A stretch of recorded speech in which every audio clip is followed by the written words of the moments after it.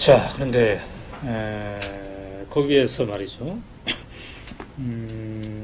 이제 밖에서 보시다가 안으로 들어왔잖아요. 네. 이제 8개월째 정도 됐죠, 아마? 8개월이나 됐나요? 네.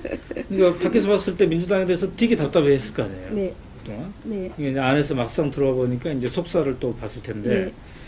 자, 그동안에 여러 가지 혁신 주장이 있었고, 뭐 비대위도 있었고, 등등등 많았습니다. 그런데도 아까 신경면 의원의 표현하면 오연패할 정도로 큰 선거만 해서 이게 고치지가 않는단 말이죠. 네. 그래서 이제 답답한 우리 트위터나 이런 분들은 민주당 그냥 없애는 게 낫지 않을까. 해체하고 싹 밀고 네. 뭔가 없는 채로 다시 뭔가를 이렇게 만드는 게 낫지 않을까. 이런 주장도 있는데, 언뜻 어떻게 생각하세요? 저는 들어와서 네. 저 역시 이제 혁신을 아주 강하게 음, 주장을 했던 사람 네. 중에 한 사람입니다. 네. 근데 그 혁신을 주장하는 사람들이 그리고 뭐 숫자도 그다지 적지는 않아요. 네.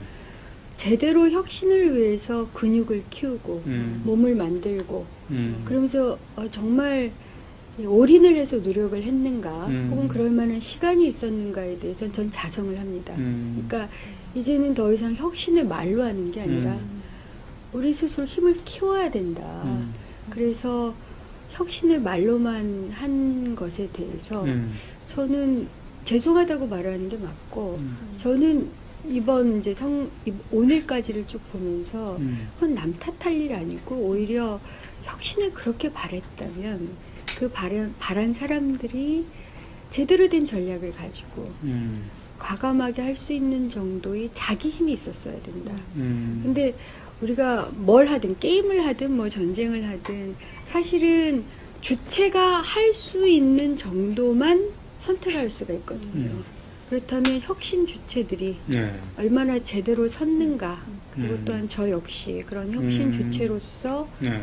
뭘 했는가 그래서 한편으로는 이제 자성도 하지만 또 한편으로 이제는 혁신을 말을 했으니 그것에 대해서 실천을 해서 보여드리겠다라는 생각은 훨씬 더 많이 듭니다. 네. 그리고 그 결과를 가지고 민주당을 평가를 하자. 네. 저는 이렇게 생각합니다. 자, 은수미 의원실에서 우리가 지금 이제 얘기를 나누고 있는데, 이 방이 커피가 맛있다. 그래서 커피를 네. 우리가 사용했더니 물도 안 왔어요. 그래서 우리 그쪽에 스텝이 제가 지금 목감기 듣고 있으니까 약간 미지근한 물을 주시면 좋겠습니다. 죄송합니다. 최인선 기자, 뭐 의견들 있어요? 이쪽으로 와서 이따 의견 있으면 네. 같이 전해주면 아니 근데 좋겠습니다. 저는 궁금한 게 그 연합군 그나마 연합군이 했기 때문에 48% 이길 수 있었다 이런 말씀하셨는데요. 그러면 이번 선거에 총 사령관은 누구였나요? 이번 선거 패배에 대해서 책임이 있다라고 할 수 있는 총 사령관은 저는 결국 민주당이라고 생각을 합니다. 근데 민주당이 총사령관의 지위를 제대로 자기 역할을 했는가? 그 지위에 맞는 그라고 생각합니다. 그러니까 결국 그 연합군에서 늘 개별이시잖아요. 그래도 집단적으로 모여 있는 쪽은 당이었습니다.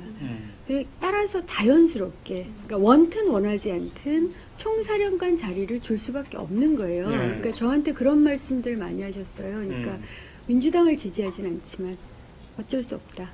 그래서 내가 표를 찍노라. 이런 얘기 많이 했습니다. 그건 민주당, 당신들한테 총사령관을 우리가 어쩔 수 없이 준다. 그러니 마음껏 해봐라. 민주당은 마음껏도 못했고요. 제대로도 못했습니다. 그게 민주당이 가장 큰 한계였다고 생각을 해요.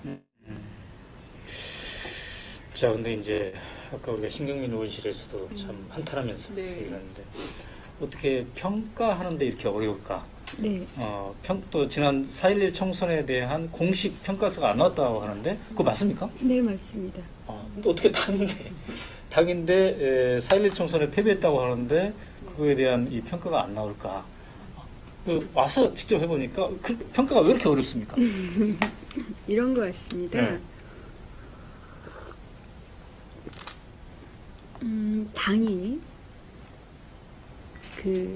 정말 야권, 그야말로 개혁을 원하는 야권 전체의 총사령관으로서 하든 못하든 어쨌든 분석을 하겠다, 평가를 하겠다라는 시각을 가지면 네. 이거 한마디라도 먼저 나오게 돼 있습니다. 그리고 그 평가에 대해서 겁을 안 내요. 그런데 그런 시각이 아니라 당내 혹은 의원직 혹은 당내의 권력 이런 것도 고려를 할 수밖에 없죠. 근데 그런 시야에 갇혀버리면 사실은 걱정이 되는 거예요. 그러니까 이게 당의 분란으로 보이지 않을까. 혹은 이게 당내 내가 힘을 잃는 건 아닐까. 근데 내가 예를 들어서 의원이 힘을 잃는다고 해서 혹은 특정 집단이 힘을 잃는다고 해서 그것이 민주당이 힘을 잃는 건지 혹은 국민이 힘을 잃는 건지 이렇게 생각을 해보면 좀 가감하고 겁이 없어지는데 제가 느끼는 느낌은 많이 위축되고 오히려 야당답지 않게 겁도 좀 많고 그리고 저는 저 역시도 거기에 영향을 받고 있다고 생각을 해요. 자, 잠깐만요. 아까 우리가 이제 트위터에 이렇게 제가 민주당 의원들 만날 테니까 질문 있는 사람들 한번 해봐라 했더니 이렇게 많이 트위터에 왔고 이 시간에도 막 쏟아지고 있는데 김유정 씨네. 이분 김유정인 것 같아. 김유정. 이분은 민주당엔 정치인이 아니라 평론가만 앉아있다. 싸우는 자보다는 계산하는 자들만 앉아 공학적 해석만 남발하고 있다. 아, 이런 표현을 썼는데 아까 평가에 대한 두려움 이 얘기를 했는데 말이죠. 네.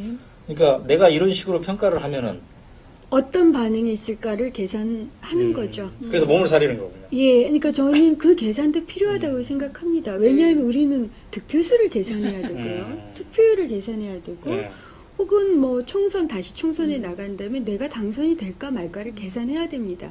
전 그건 기본일 수밖에 없는데 사실은 의원이나 야당이 그 이상을 해야지 의원이나 야당이거든요. 그러니까 그건 기본이고 거기에 더 나가서 그러면 내가 나의 득표수를 높이는데 혹은 민주당의 지지를 높는데 그냥 계속 계산만 할 건지 아니면 한번 제대로 한판 붙어보고 싸워보고 그 결과를 가지고 좀 더 계산을 해볼 건지에 있어서 사실은 그냥 계산만 해도 공학적으로 예를 들어서 1, 2%를 이길 건가 질 건가 이런 생각을 좀 해볼 수 있는 거잖아요. 근데 한판 싸움을 해보겠다, 제대로 행동을 하겠다는 건 그만큼 위험이 큽니다. 자, 그런데 동료 의원으로서 봤을 때 말이죠. 우리 트위터의 지적들 중에 상당 부분이 의원들이 정권 교체에 대한 절실함이 과연 어느 정도 있었을까? 의심스럽다. 왜냐면 이제 이미 의원이고, 저도 야당 의원이고, 4년이 이미 보장돼 있고, 이렇기 때문에 그 절실함이 떨어진 게 아니냐, 이런 질문들이 있는데, 이렇게 의원으로서 동료들을 이렇게 봤을 때, 어느 정도 이렇게 선거에 절실함을 가지고 있다고 보세요? 솔직히 말씀드리면 저는 국민들이 그 의원이나 만약 민주당의 상당수가 절실함이 떨어졌다라고 한다면 그건 맞을 겁니다. 그렇지만 제가 동료 의원들을 평가하거나 비판하고 싶진 않습니다. 왜냐하면 저는 저 혼자서는 도저히 해결할 수가 없어요. 그러면 저는 동료 의원들하고 어떻게든 협력을 하고 그 마음을 얻어서 같이 가야 된다고 생각합니다. 그리고 만약 절실함이 적으신 분이 혹여 있었다면 그분 나름대로 이유가 있고 그것보다 더 큰 문제는 제가 그 절실함의 동의를 제가 못 얻은 거죠.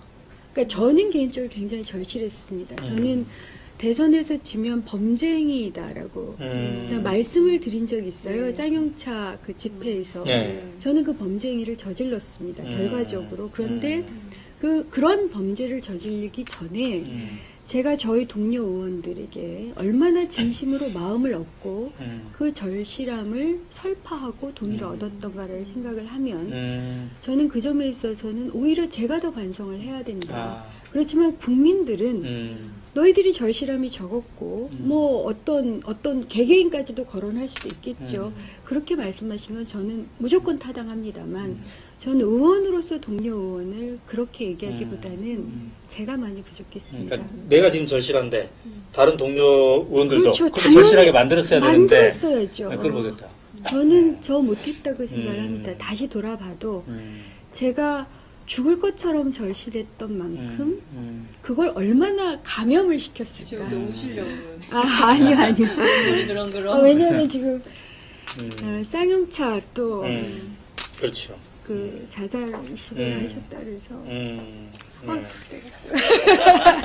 요즘 괜찮아요. 아니요. 제가 의원 되고 나서 정말 눈물을 보이지 않겠노라고 제가 결심을 했어요. 그랬는데 상황이 그렇습니다. 그래서 동료 의원들 비판하는 건 저는 적당하지 않습니다. 제가 훨씬 더 스스로를 비판해야 하지 않습니다. 근데 거의 정치인이 말이죠. 성직자처럼 말씀을 하시죠. 정말요? 네, 아니 다 같이 절실하게 이 선거를 치렀어야 됐는데 민주당 안에서도 의원들끼리 이게 온도차가 있었단 말이죠. 근데 그거를 의원을 설득하지 못해서 내가 범죄행위를 저질렀다. 이거 참 성직자 같은 얘기예요. 아니 왜냐하면요, 의원이 전체가 300명밖에 안 되고요. 야당이 127명이에요. 그리고 얼마나 많은 권리를 주고 있습니까? 그러면 그 많은 권리를 갖는 당사자들을 서로 격려하고 동의를 얻었어야죠. 저는 그건 굉장히 중요한, 저 개인적인 중요한 실책이었고, 앞으로는 제가 도저히 동의할 수 없는 일이 벌어진다 하더라도 외부적으로 동료 의원을 비판하고 싶진 않습니다. 마음을 먹지 않는 한. 네, 알겠습니다. 자, 지금 당의 노동특위 간사이신데 아까 트위터에 이제 그런 질문이 왔어요. 지금 노동자들이 잇따라 자살하고 박근혜 당선인 이후에 도대체 이거 어떻게 해야 되나? 민주당에서 뭔가 좀 대책이 있어야 되는 거 아니냐? 민주당은 어떻게 앞으로 할 건가? 이런 노동자들의 죽음의 행렬 이런 거에 대해서 어떻게 생각하고 있습니까? 어떤 분들은 박근혜 인수위를 뭐 믿을 게 있냐 이런 말을 하지만 저는 이제 의정활동을 하면서 새누리당 의원들하고도 얘기를 해봤고 사람은 또 사람이기에 마음이 움직이는 면이 있습니다. 그래서 한편으로는 야당으로서 할 수 있는 일을 좀 최선을 다해서 할 거고요. 그래서 노동특위도 만들었고 다른 한편으로는 인수위 및 곧 이제 차기 정부 때 최대한 적어도 노동에 좀 관심을 가질 수 있도록 여당의 촉구를 제가 할 수 있는 한 최선을 다하겠습니다. 왜냐하면 그런 위치들이 만들어질 때 있더라고요.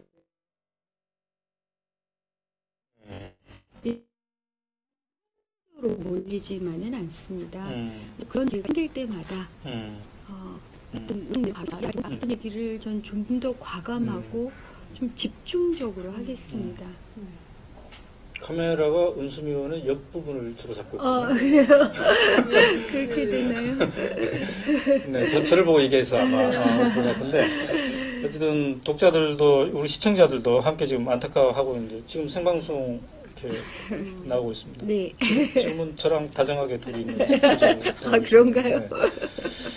네. 그러면 이제 어쨌든 저는 우리 시청자나 독자들이 유권자들이 가장 답답해하는 게 어떻게 졌으면서 왜 졌는지에 대한 이 평가를 하는데 이토록 어려워하는 당이 있느냐 거기에 대해서 굉장히 이제 실망하는 것 같은데 그래서 이걸 어디에서부턴가 이게 풀어가야 되지 않겠습니까? 네. 그래서 우선 하겠다는 의원들부터 먼저 의정 보고서 내듯이 나는 이번 대선에서 이렇게 뛰었고 또 어떤 한계를 느꼈으며 또 앞으로는 어떻게 해야 된다고 본다. 이런 것들을 한 분씩 이렇게 쓰면 될 것 같아요. 네. 은수미 의원은 언제까지? 저는 1월 24일 날 발제를 하기로 했습니다. 신경민 의원이랑 할 때? 예, 할 때 제가 발제를 일단 2명의 의원은 확보가 됐습니다. 저희가 거의 자백을 받는 아니 독자들 되게 답답해요 이게. 이 평가가 제대로 돼야지 첫 발을 다시 네. 제대로 좀 뛰지 않겠습니까? 네. 그죠? 예. 자, 진짜 오늘 이제 혁신 비대위가 안 됐으니까 네. 원하는 바대로는 안 됐는데 또 이제 독자들 중에는 그런 게 있었어요. 지금 뭐 혁신이 비대위를 어떻게 하느냐가 지금 꼭 중요한 거냐. 그거 가지고 너무 이렇게 밖으로 드러날 때는 이렇게 아닌가 그런 게 아닌가 이렇게 생각이 드는데 그것과 상관없이 뭔가 민주당에서 혁신적 사고를 하셨던 분들이 잘 중심을 잡고 앞으로 좀 가셨으면 좋겠네요. 저는 그렇게 하려고 제가 그게 임시의원총회에서 노동특위하고 언론특위를 제안을 하고 그때 이제 감사하게도 다들 통과를 시켜주셨는데 그 이유는 저는 투 트랙으로 가자는 겁니다. 하나는 지금 당장 생겨나는 문제들을 현장에서 소통하고 그 문제 해결책을 찾아서 의정활동과 현장활동을 결합하는 하나의 길과 또 하나는 새로운 어떤 혁신적인 비전이나 가치를 같이 하려는 사람들이 한꺼번에 마음을 좀 모으고 그 대안을 제시하는 이 두 가지를 같이 가자는 겁니다. 그래서 혁신 비대위가 만들어지진 않았지만 노동대책위로서 현장과 소통을 하고 어떻게든 문제 해결을 하고 지원을 할 이건 이제 그냥 가거든요. 혁신 대책위는 이 투 트랙 중에 하나로서 제안을 했었던 거고요.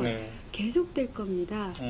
당을 근본적으로 바꿔나가자라는 노력은 저는 계속할 겁니다. 노동특위 간사니까 어떤 노동 현장, 어려운 현장에 대한 뭐 힐링올레 이런 것도 계획하고 있다고 들었습니다만. 전 민주당이 힐링을 얘기할 자격이 있는지는 잘 모르겠습니다. 왜냐하면 힐링이라 하면 좀 이렇게 왜 좀 넉넉한 사람이 제대로 하면서 이렇게 제대로 하면서 이렇게 치유 손길을 내미는 건데 우리도 치유가 돼야 되는 거잖아요. 지금 국민들은 너희들부터 좀 치유 좀 제대로 해 이러니까 같이 치유한다는 점에서 노동 현장을 돌 거고요. 2월 중순 정도까지는 일정을 잡아놨습니다. 그래서 내일이죠. 내일은 충북, 전북 해서 한 4개 사업장의 우선 노동자 분들하고 그다음에 사용자 측하고 필요한 경우 이제 노동지청까지를 해서 의원들이 또 좀 먼 길이긴 하나 몇 명이 함께 움직이실 겁니다. 자, 5명 내지 6명 정도. 그런데 말이죠. 지금 트위터나 이렇게 네티즌들 중에 상당수는 결과를 그래서 개표 부정에 대한 얘기를 막 하고 또 운수위원실 가겠다니까 그럼 운수위원회는 어떻게 생각하는지 물어봐라 이렇게 트위터도 하고 그러는데 수개표를 한번 하면 어떠냐 이런 이제 의견들을 많이 강하게 촛불로도 지금 나오고 있는데 어떻게 생각하시나요?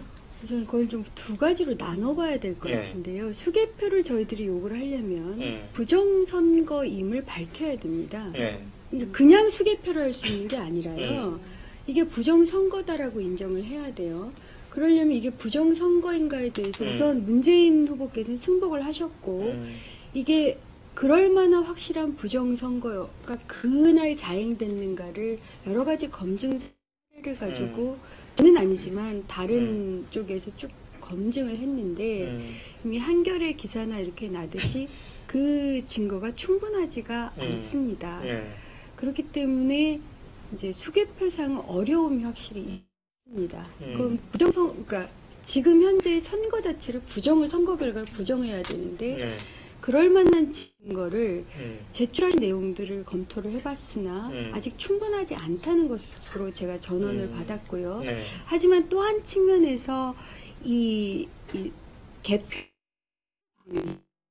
해서 그것을 개표하고 결과를 발표한 이 방식에 있어서 이 국민들께서 의혹을 가질 만한 부분들은 조금씩은 있겠다. 그래서 그런 개표 시스템 자체를 개선하는 문제는 현재는 필요하다.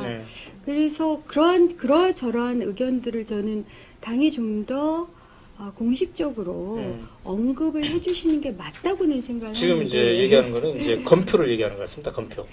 그러니까 노무현 대통령 당선 시에 그 한나라당 쪽에서 요구해가지고 그렇죠. 재검표를 이렇게 했죠. 했는데 그때 부정선거라고 해서 재검표를 했었고요. 그때 결과가 80여 표인가 외에는 확인을 못했고 그것 때문에 두 분인가 감옥 가셨죠 아마. 그러니까 그 정도로 이게 심각한 문제거든요. 네. 그러다 보니까 공당으로서 거기다 문재인 후보가 그러니까 승복을 하시겠다고 한 상황에서 이걸 부정선거였다라고 얘기하면서 요청을 하기에는 아직은 증거 자료가 충분하지 않다라고 제가 들었습니다. 네. 근데 이제 그런 증거 자료를 확보하기 위해서 당 차원에서 과연 총력을 기울였는지, 왜냐하면 개표 당일에도 대구 경북 지역에서는 이 뭐라고 하나 검표 의원이 부족하다 해가지고 막 당 차원에서 이렇게 트위터로도 긴급 모집 뭐 이렇게 하고 그러지 않았습니까? 네. 그러니까 그 이후에 어떤 그런 과정이 좀 충실했는지 이것도 이제 우리가 한번 살펴봐야 되겠네요. 의원들, 그러니까 행안위 청원소위에서 이제 이 문제를 그러니까 담당을 하기로 한 이후에 아마 소위장께서도 그렇고 당 차원에서도 그렇고 지역에 계셨던 지역위원장이나 의원들로부터 쭉 확인을 했습니다. 제가 알기로 이렇게 확인 과정들이 꽤 있었고요. 거기서 약간의 의혹이나 좀 이상한 부분들도 있었다고는 합니다만 그것이 부정선거였다라고 할 만한, 그러려면 이번에 특별히 그런 부정선거가 있었다 이런 증거가 포착이 됐어야 됐는데 그런 것이 굉장히 취약했다라고 제가 들었어요. 자, 알겠습니다. 이 부분은 또 이제 다른 의원들한테도 여쭤보도록 하고, 어쨌든 그 노동특위 간사이시니까 지금 제일 그래도 밑바닥에서 가슴 아파하고 생명을 던지는 분들이 지금 노동자들이니까 그런 분들과 어깨 거는 활동 앞으로 기대를 하겠습니다. 꼭 그렇게 할 겁니다. 네. 감사합니다. 이게 굉장히 쉽지 않은 지금 인터뷰입니다. 네. 뭔가 즐거운 일을 가지고 하면 좋을 텐데, 그죠? 국민들에게 즐거운 모습을 보여드리지 못하는 게 참 가슴 아파요. 그러니까 민주당이나 의원들이 뭐 고민을 하고 즐겁지 않은 거 그럴 수 있죠. 하지만 국민들이 참 기대도 갖고 희망도 갖고 빨리 그러셔야 되는데 아직 그걸 저도 그렇고 민주당도 그렇고 충분히 보여드리지 못하는 게 굉장히 아쉽습니다만 눈 부릅뜨고 살아서 제발 조금만 더 시간을 주십시오. 물론 그게 뭐 몇 개월이 될지 1년이 될지는 알 수 없지만 노력을 참 많이 하겠습니다. 그래서 또다시 자살을 하시거나 이런 건 어려운 일이 생길 때는 의원실에 연락을 주시고요. 저희들이 최대한 노력을 하겠습니다. 지금 말씀하신 그 생각이 나네요. 지난번에 우리 대선 논례 할 때 한 독자가 그런 제안을 했어요. 이 긴급 상황에 처한 노동자들이 마지막으로 누군가 대화할 수 있는 그런 그 창구를 만들었으면 좋겠다. 그러니까 민주당이 추진했었던 어디 시민사회, 노동시민사회가 추진했었던 그 사람들 누군가라도 붙잡고 마지막으로 한번 얘기하고 싶은 그럼 그 과정에서 이제 상담 전화를 통해서 생명을 구할 수도 있고 뭐 그런 거니까 말이죠. 그런 제안도 독자들이 하고 그러더라고요. 그게 필요하다면 정말 그렇게 하겠습니다. 네, 감사합니다. 네, 감사합니다. 나중에 더 재미나는 일로 오도록 하겠습니다. 이렇게 조용조용한 목소리로 눈물 자그마한 체구에서 이 대선 이 패배라는 큰 중압감 십자가를 이렇게 지고 인터뷰 해주셔서 감사합니다. 감사합니다. 네. 자,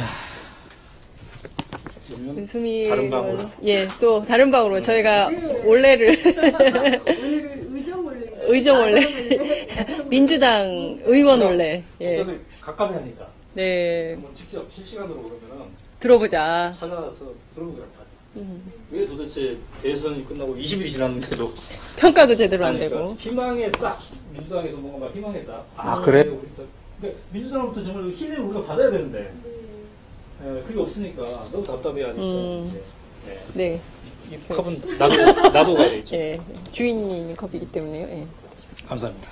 다음에는 커피를 마시는 따뜻한물 잘 가보겠습니다. 네, 감사합니다.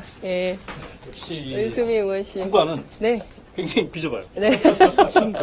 신관에 대해서 네. 고생하십니다. 비좁은 네. 데서. 예. 나중에 신관으로 예. 자, 이전하시길. 저희 시청자들을 위해서 인사 한번 해주시죠. 예, 여러분. 은수미 의원실의 보좌진들을 만나고 계십니다. 저 책이죠? 네, 저 책입니다. 은수미 의원이 네, 쓴 책. 책인데. 화제의 신간. 이제 구간이 되고 있나요? 정교수와 함께하는 북토크? 예를 하셨던 모양입니다. 제 친구인데 왜 여러분의 친구가 될 수 있죠. 예. 박홍구 예, 박홍구는 두 분이 다, 초선 의원이 마주보고 이제 방을 쓰고 있네요. 예. 저는 무엇보다 오늘 은수미 의원 인터뷰하면서, 와, 정말 혁신의 근육을 키워야 된다라는 얘기에 절감을 하게 되는데, 민주당이 혁신의 근육이 굉장히 얘기 한 대씩 할게요. 먼저 타세요. 예. 네. 누가 제가 먼저 예. 그러니까 엘리베이터를 타고 이동을 해야 돼서. 보니까 네, 그렇습니다. 우리 독자들 의견도 많이 올라오고 있네요.